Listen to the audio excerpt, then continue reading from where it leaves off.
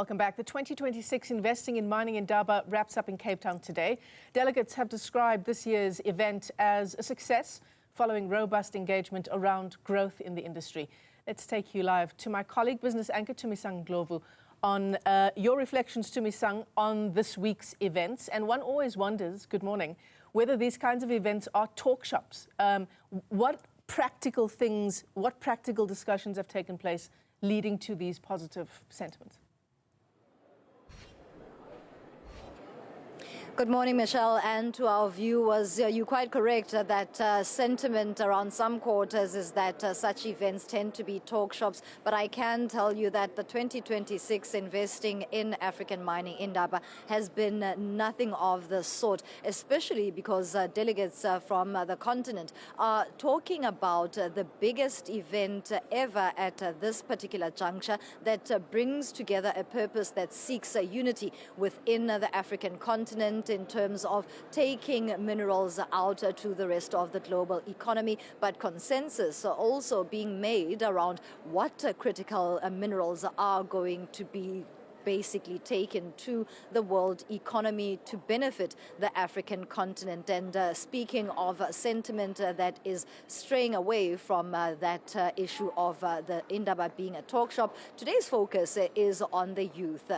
Young people from the likes of Zambia, Zimbabwe, the DRC, South Africa are gathered here today to form part of what will be the future of the cohort in the mining industry, especially when we take a shift globally towards technology, the AI generation, and also the expansion of having the mining industry being controlled by the continent. I am, however, joined by Product Director of the Mining Indaba, Laura Nicholson, to talk more about this year's event. Laura, thank you so much for your time.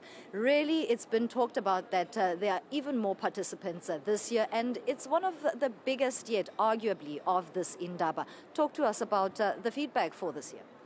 I wouldn't say it's one of the biggest. I would say it is the biggest, with over 11,000 attendees over the course of this week. So we're extremely proud to be hosting the largest mining Indaba to date.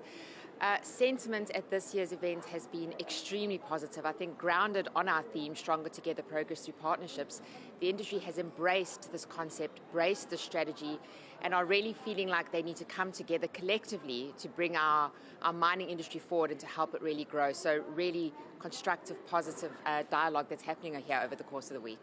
It has been absolutely positive with the dialogue that has been coming out. In terms of the theme, Laura, how practical is the resolution in terms of how delegates have been engaging and taking product to the rest of the world, so that we do not fall under that cohort and sentiment that my colleague Michelle asked about of the event being a talk shop?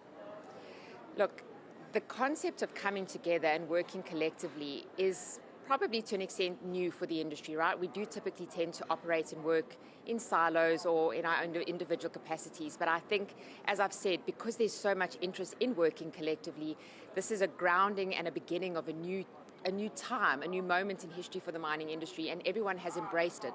So while we're not going to change overnight, it's certainly the beginning of that change. And over the next few years, we will see the industry continue to come together and work together, which is what we need so badly to really benefit from our mineral endowments on the African continent, so that we can be grounded and centered as the African mining destination when it comes to extracting those minerals for our own people as much as for the global world. Let's also talk about today's focus on the youth. How critical is that at a time where the globe really is trying to prepare its young for the future of the world economy? The mining industry does typically contain or have a lot of our old grey-haired traditional experts, but I think at the same time we are very much in acknowledgement that the youth represent the future of this industry. So the Young Professionals program is our opportunity to bring the old expertise from our industry with the youth and say, let's come together, let's work together, let's partner together, because you are the future of this industry and you will help to take us forward. But that expertise needs to stay grounded, because that's what the mining industry does need. It's a technical industry. So I think today we bring them together and they learn from each other, and together in partnership they will take our industry forward. I'm really, really proud of being able to do that and what they can do collectively together. Thank you so much for your input. Laura Nicholson, Product Director of the Mining Indaba, speaking to us about partnership, collaboration, and that feeds into the broader theme of the 2026 Investing in African Mining Indaba. Tumisang, thanks very much indeed. And we stay in Cape Town now as we continue with our live rolling coverage building up to the State of the Nation address at 7 o'clock this evening. What will the President talk about? Crime, failing municipalities, water losses, the rising cost of living, just some of those persistent challenges the President is expected to address. Opposition parties have echoed the pleas of many people that Ramaphosa must present clear and measurable plans to solve these challenges.